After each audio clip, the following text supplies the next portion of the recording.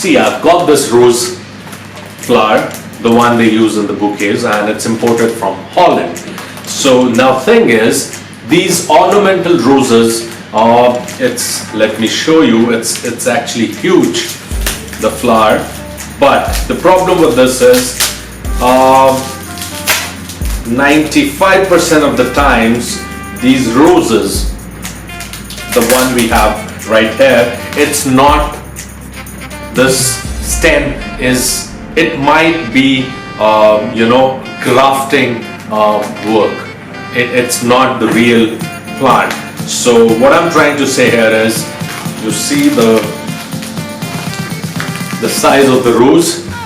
When I propagate this, there is a possibility that I might not get exactly the same kind of flower. So that's a mystery. We'll sort it out, and we'll see how we go from this bouquet flower to actually propagating the stem. Yeah, so let's get started. All right.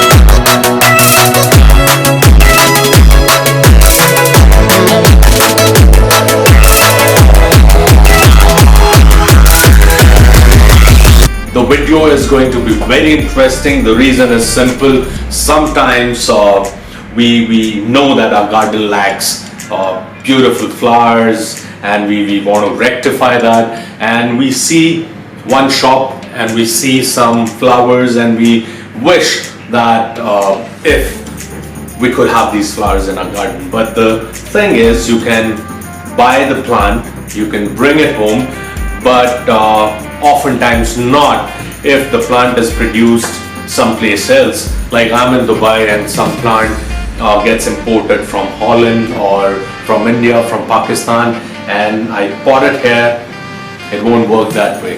However, if I root a cutting, if I propagate a stem, if I propagate a plant, and it brings the roots out and the shoot system grows, and it actually is a successful propagation, then there is a chance, 100% chance, that the plant would survive.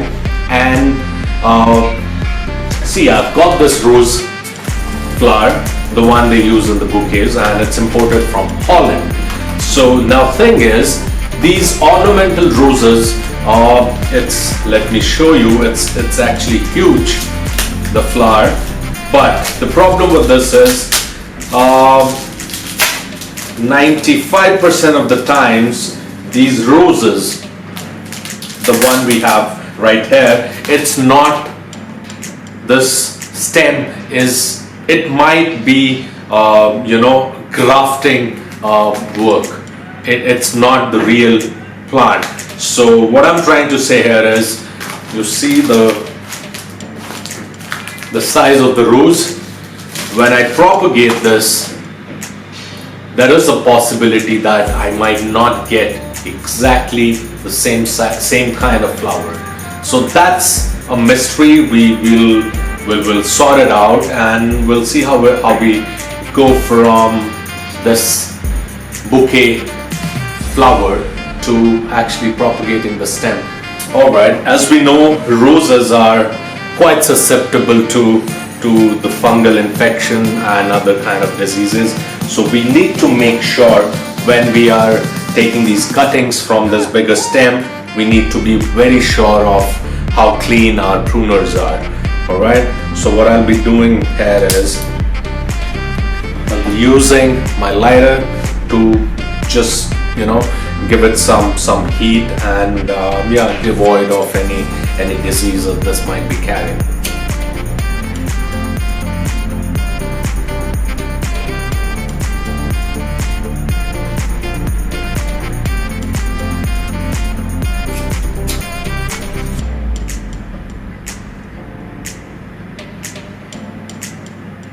Yeah, that should be it.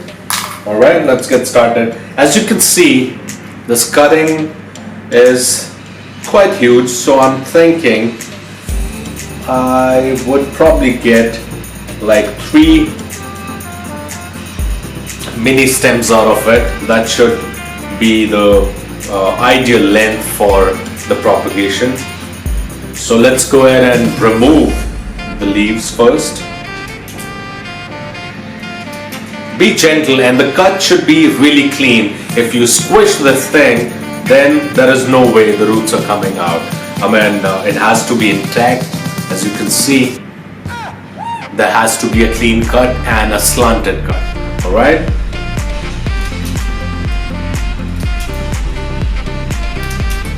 And as you can see, here we have a greenish top, which is obviously the flower base. But if you take a cutting which is kind of soft, then there is a possibility that you won't get the roots. You need to make sure the skin is hardened, the skin is blackened, and it's not light green, it's a little dark. And on top of it, there should be nodes. These are the places where you would see the leaves growing out. So you need to make sure you have the nodes in place. And yes, clean cuts. So that's about it, and you will get pretty decent rate of propagation.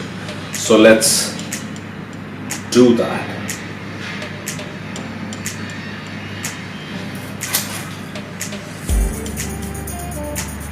So the places I'm making those cuts are right below the leaf node.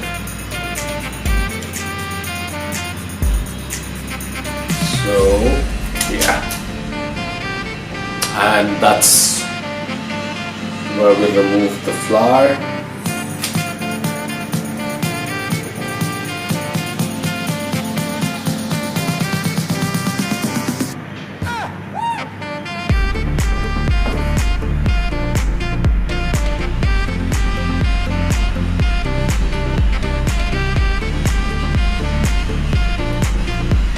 Alright, and by the way, I'll be using soil because water, roses, these stems won't propagate in water that well. And obviously I spent some money on this, it was quite costly, and these stems I don't want to take a chance. I want at least 2 of them grow into a healthy plant. 3, great, better. So we'll scrape this bottom part which would go into the soil.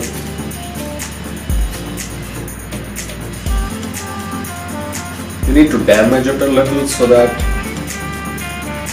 roots can come off from here.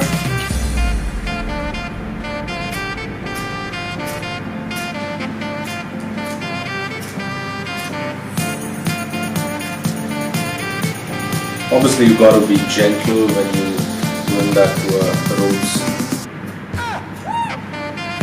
Obviously, you got to be gentle when you're doing that to a rose stem. All right.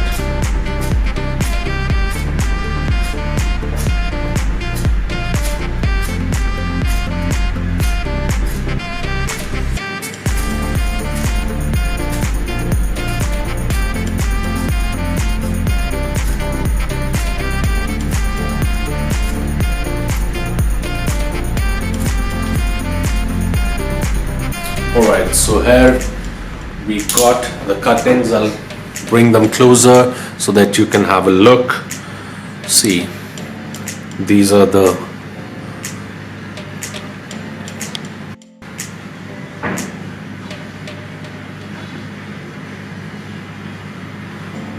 so as you can see, these are the leaf nodes, and this is the damage I've done to the shoot. And check this out, it's a slanted cut, all right, as you would see in all of them. And that is the third one. So yes, I'll make sure all three become a plant. All right, now what we'll do is, see, I have never used rooting hormone, but I do use cinnamon powder, because this is, I must say, 3-in-1, 4-in-1, whatever. It's fungicide, it's rooting hormone, and it works in so many different ways. So I just use this one. So what we'll do is, we'll take the stem and kind of roll it inside the cinnamon powder.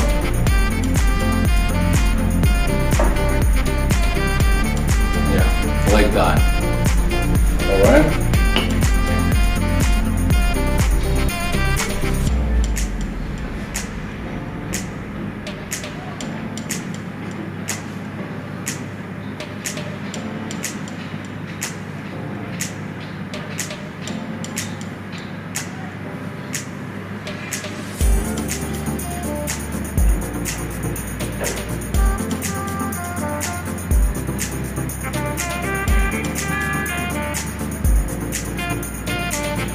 And one important thing is, see, I have this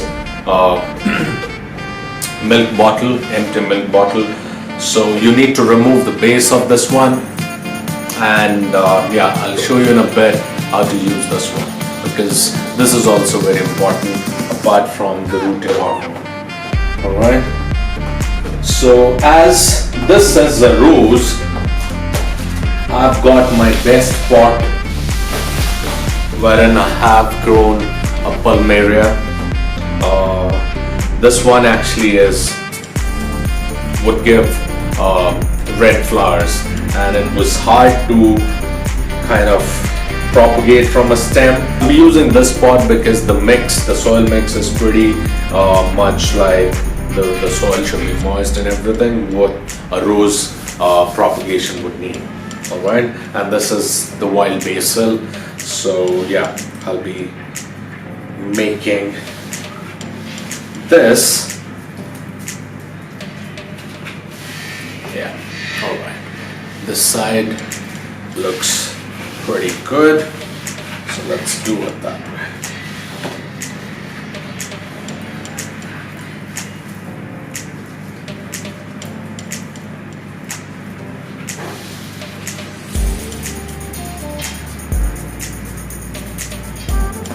Alright, let's get them in one by one.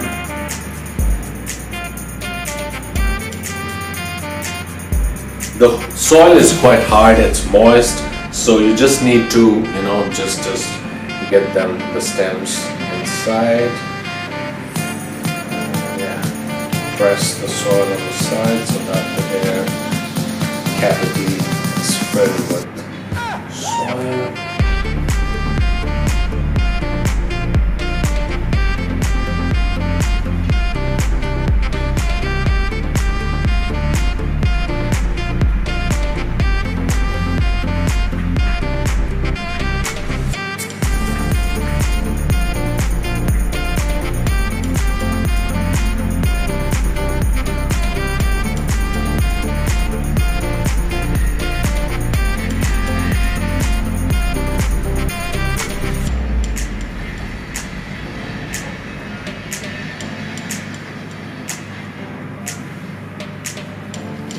So this is it.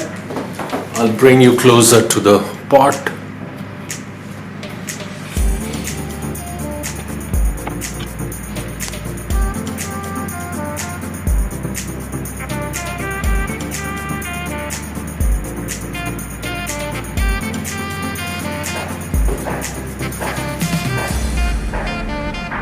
so we got the cuttings in.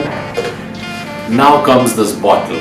You just need to place it on top of it so that the shoot, the stem which is outside the soil gets, by the way, these shoots, the area, the part of the cutting which is above the soil, it needs to be cold, and the area the part which is below the soil should be warm. So this thing would make sure it gets the heat, the moisture it requires, and the excess heat will escape from the top. Alright, so we'll put this one and make sure you take it deep so that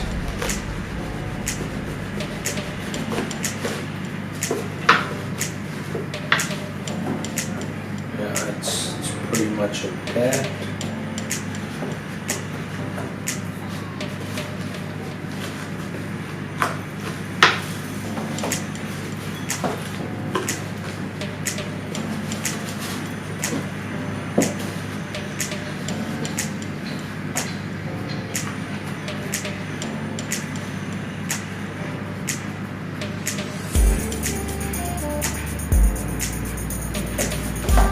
Alright, so this is it.